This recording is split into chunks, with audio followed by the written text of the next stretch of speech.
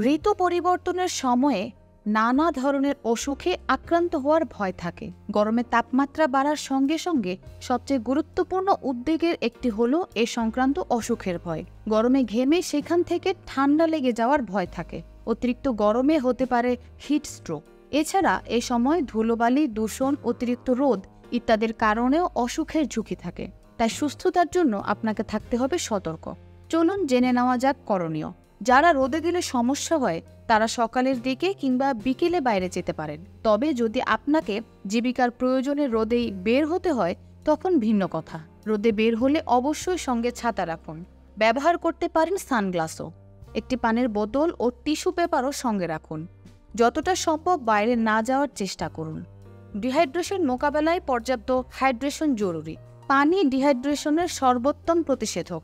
সুস্বাস্থ্য বজায় রাখার জন্য, কিডনি থেকে বিষাক্ত পদার্থ বের করে দেওয়ার জন্য এবং ত্বকের হাইড্রেশন সংরক্ষণের জন্য পানি পান করা অপরিহার্য।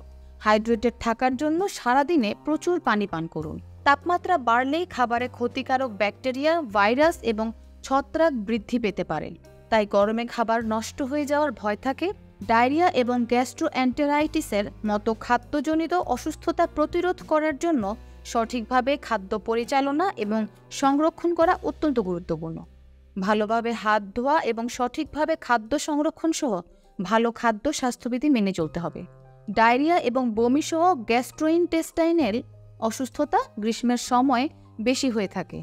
এটি দূষিত পানির মাধ্যমে ছড়িয়ে পড়ে। সংক্রমণ রোধ করার জন্য মুখ এবং হাত পরিষ্কারের গুরুত্বের উপর জোর দিন। সাবান এবং পানি দিয়ে নিয়মিত হাত ধোয়ার অভ্যাস করুন।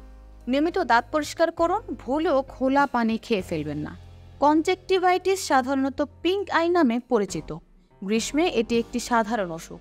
নিয়মিত চোখ পরিষ্কার করা এবং অপরিষ্কার হাত দিয়ে স্পর্শ করা এড়ানো সহ চোখের ভালো স্বাস্থ্যবিধি মেনে চলুন। এগুলো চোখের সংক্রমণ প্রতিরোধে সাহায্য করবে।